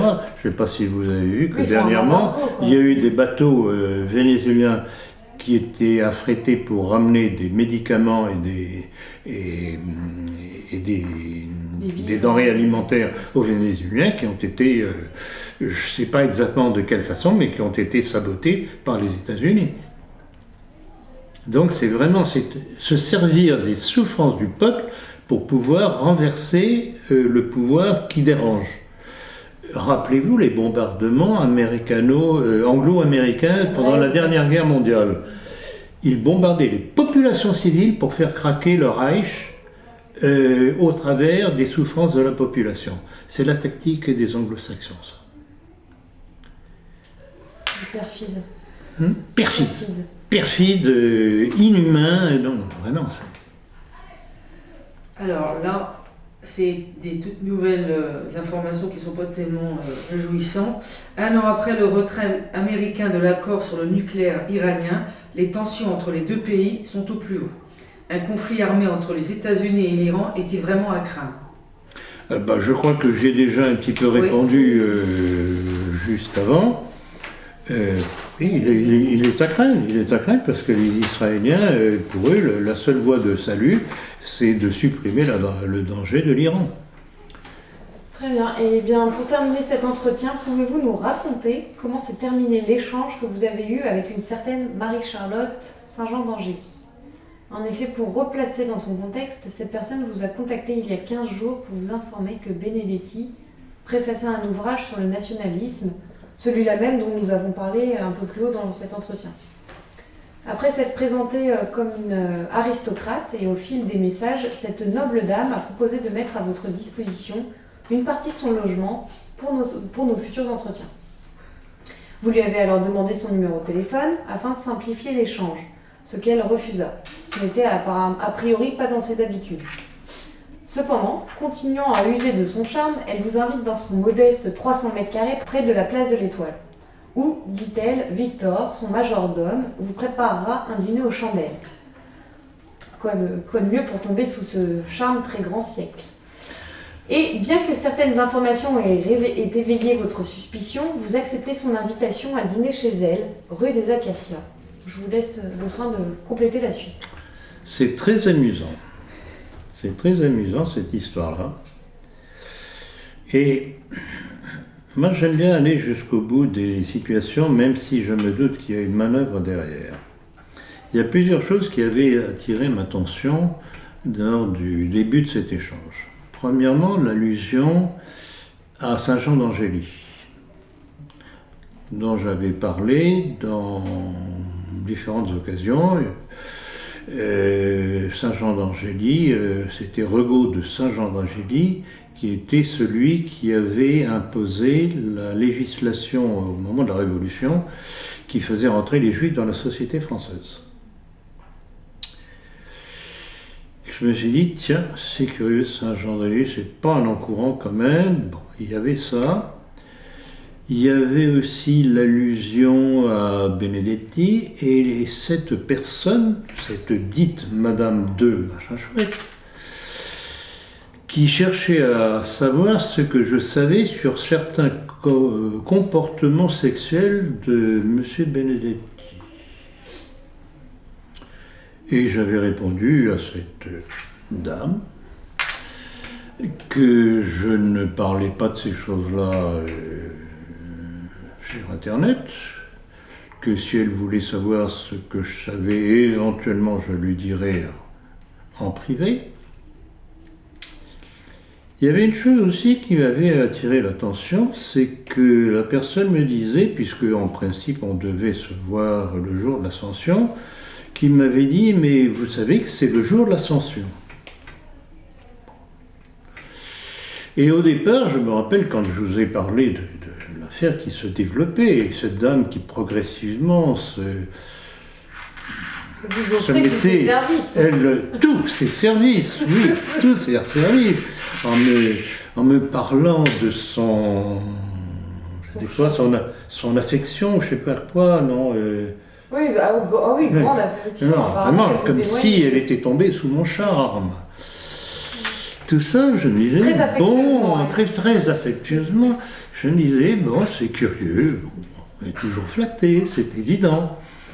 Mais enfin, je me disais, c'est tout de même curieux, ça. Qu'est-ce qui m'avait encore attiré l'attention? Il y avait différentes petites choses. Puis, en fait, fondamentalement, je suis un curieux. J'aime bien pousser les choses jusqu'au bout, voir ce que cela donne. Et puis c'est vrai que vous lui avez suggéré que je vous accompagne pour Alors, justement, là, on avait parlé ensemble, on était tout aussi dubitatifs sur l'histoire, l'un que l'autre, et je crois c'est vous-même, Diane, je crois qu'il m'avait suggéré de tendre le piège, justement. Et là, ça a été finement joué, je reconnais, de la part de la dame en question, qui soi-disant elle, qui dit, pas de problème, qu'elle vienne voir justement si la pièce que je vous réserve, ma bibliothèque de 70 mètres carrés vous convient, etc. etc. Bon. Donc, le jour dit, je vais là-bas, et donc cette rue des Acacias, là aussi ça m'avait fait tiquer. Je me suis dit, Acacia, tiens, curieux, symbole bizarre. Et j'arrive, une rue minable déjà pour commencer. Effectivement, à proximité de l'école. Une rue minable, le porche, qui visiblement pouvait correspondre à une entrée d'un ancien hôtel particulier. Et puis, contrairement à ce que je pensais, il ne suffisait pas d'appuyer sur un bouton pour rentrer, porte close. Il n'y avait pas de sonnette. Pas de sonnette. Si, il y avait un truc dans lequel il fallait tapoter un code que je n'avais pas, que la dite dame, entre guillemets, ne m'avait pas donné. Alors, là, vraiment, je sentais qu'on me testait, là. Et là, je dis, bon, vous voulez me tester? Bien, on va aller jusqu'au bout. Il y avait, alors, autre chose qui nous avait fait tiquer, c'est qu'elle avait fait allusion à un très bon restaurant en cuisine délicieuse, etc., le Crabe Tambour. Aussi, petite allusion, dans nos milieux, à une production d'un certain Pierre Schoendorfer ou je ne sais pas quoi. Bon. Donc c'est quelqu'un qui connaissait bien nos milieux, visiblement. Et le restaurant d'à côté, le restaurant d'à côté ne s'appelait pas Crabe Tambour, mais Crabe... Marteau. Ouais, Crabe Marteau. Alors, à la porte à côté, je vais là-bas, je lui dis, voilà, j'ai rendez-vous avec madame mais je n'ai pas le code, je ne peux pas rentrer, etc. Vous connaissez cette dame? Je ne connais pas. J'aurais pu faire demi-tour. C'est mal me connaître. J'aime bien aller chez le chirurgien. Quand il y a un abcès purulent, on fend l'abcès, on dégage et on nettoie. Bon. Et je ne sais pas si c'était le patron du bar, en fait c'était un petit bar, c'était pas du tout un restaurant chic, distingué. Me dit, mais qu'à cela ne tienne, je vais vous ouvrir, vous pouvez rentrer. Et je rentre. Et je tombe vraiment dans un truc vraiment banal, misérable. Pas du tout correspondant à la surface annoncée par Madame de Machin Chouette. Elle m'avait dit qu'elle habitait dans le bâtiment B. Je vais au bâtiment B. Et elle m'avait signalé 5e étage. J'arrive au bâtiment B. Il n'y avait que 3 étages. Bon, très bien. Je reviens en arrière. Je regarde la boîte aux lettres. Pas de Madame Machin Chouette, etc. Je dis, bon, d'accord. Vous avez bien voulu vous payer ma tête. Bon. Je rentre chez moi et je reçois un message me disant à peu près ceci. Vous voulez le lire? Vous l'avez? C'est vous? Vous voulez que je le lise? Ah oui, lisez-le. On alterne. Pour qu'on rigole un petit peu. Monsieur, l'opération Colère de Dieu prend fin ce soir. Les homards sont très bons, sachez-le. Vous avez voulu jouer, vous avez perdu. Nous avons beaucoup ri quand vous vous êtes pointé aux 25 rue des Acacias. Tout fut photographié et filmé. Vous auriez dû voir votre moue. Nous sommes partout, comme vous le dites si bien dans vos conférences. Nous savons tout sur vous et vos proches. Nous écoutons même votre dernière conversation téléphonique. Il ne faut pas paniquer. Nous procédons toujours avec un premier avertissement. 2 choix s'offrent à vous. Profiter de votre retraite, couler des jours paisibles. Ne pas tenir compte de nos avertissements et vous exposer à des sanctions plus graves. Comme on dit chez vous, la balle est dans votre camp. Sachez que vous ne pouvez pas résister à nos services. Vous n'êtes pas très prudent. Israël vaincra. Bon. Donc, c'est très important, ça. Oui, C'est très important. Alors, deux choses. allez-y.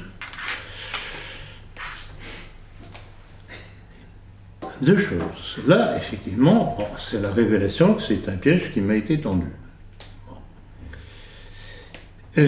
Première chose, s'ils avaient voulu vraiment attenter ou me donner une leçon, dans les couloirs obscurs de cette dite maison, j'aurais pu parfaitement être agressé. Tout à fait. Je m'en avais parlé, c'était un danger, et bon. J'ai jamais cédé à la peur de qui que ce soit, et j'aime bien affronter les situations. Mais le problème pour eux, ces petits malins, c'est qu'ils ne se rendent pas compte qu'ils ont été très imprudents par un certain nombre de pistes qu'ils nous ont laissées. Première piste, l'allusion à Benedetti et à l'appétence de savoir ce que je savais sur certains de ses goûts sexuels. Deuxièmement, certains petits clins d'œil me rappelaient que c'était le jour de l'Ascension. Je ne pense pas que tout cela soit particulièrement propre à des milieux israéliens. Moi, je trouve que dans le dernier mail, il manque un côté hystérique qu'on retrouve plus dans les milieux israéliens. Oui, Que tout là, à ça a fait. l'air très Ah non, posé, non, non, très ils ont une calme. parfaite connaissance de ce que peut être un catholique tel que je suis. Donc vraiment, pour moi, c'est un coup qui vient de nos milieux. Alors, qui est-ce que j'ai dérangé dernièrement qui pourrait être à l'origine de cette manœuvre pour essayer de me faire peur sous prétexte que c'est une action des milieux israéliens, etc. Bon, effectivement, très régulièrement, je mets en garde contre le pseudo-nationalisme de Benedetti, mais surtout dernièrement, qui est-ce que j'ai pris en ligne de mire? Alain Escada, Non, Alain Escada, non, c'est pas suffisant. Hervé Risset. Je ne pense pas, mais Hervé Rissen, incontestablement. Hervé Rissen, qui, je sais, par personne interposée, qui a dit que n'était mon âge, il me prendrait au col. Bon, c'est très facile, il ne sait pas répondre. Et si j'avais réagi contre lui, c'était que j'étais quelque peu étonné de voir cet antisémite proclamé avec tous les livres qu'il a écrits, tout de même quelque peu anti-juif, faire allégeance à Zemmour. Et j'étais non seulement l'un de ceux qui avaient réagi, mais Jérôme Bourbon de Rivarol avait très sérieusement réagi en l'écrivant une lettre que j'avais citée d'ailleurs. Ce qui d'ailleurs a servi au rapprochement qu'il y a eu entre Jérôme Bourbon et moi dernièrement. Donc pour moi, ce truc, cette espèce de piège n'a qu'un seul but, essayer de me faire peur sous prétexte de menaces israéliennes, mais ça vient pas des milieux israéliens, ça vient de nos milieux et ça vient des milieux de ceux que je viens de nommer. Alors, avant de jouer ce petit jeu-là avec moi, soyez plus prudents. Voilà le message que je veux leur laisser. Jouez pas ce petit jeu-là. Bon, le message est- Je suis plus malin que vous. Très bien, nous avons terminé cet entretien. Merci, monsieur Ploncard-Dassac. Merci Diane. Vous voyez, il ne faut jamais reculer. Ça, j'avoue, évidemment, ils se sont payés de ma tête. Mais ils ne se rendaient pas compte que je me rendais parfaitement compte qu'il y avait un piège là derrière. Et que j'ai voulu aller jusqu'au bout du piège, de façon à les mettre en pleine lumière. Et c'était Alors, ils veulent jouer ce petit jeu-là, ils vont continuer à avoir le projecteur sur eux. Il ne faut pas céder à l'intimidation. L'intimidation, alors là, ils ne me connaissent pas.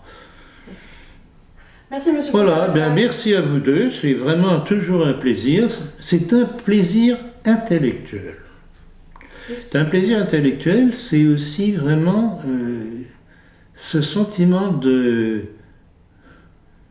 d'une connivence qu'il y a entre nous, parce qu'on comprend les mêmes choses, on se comprend au quart de tour, on a le même raisonnement, à partir des mêmes faits, c'est ça. C'est ça la véritable amitié nationaliste qu'elle devrait exister. Et c'est totalement en dehors des schémas habituels de tous ces malheureux de ce qu'on appelle la droite nationale, de ces Benedetti, Rissen ou les gens des différentes fraternités qui ne voient que le Rassemblement national.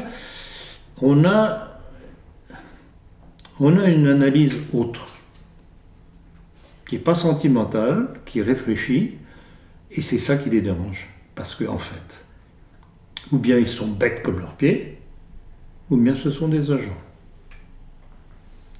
Au choix. Et on n'a pas fini de parler d'eux. Je peux le leur annoncer. À bon entendeur, salut.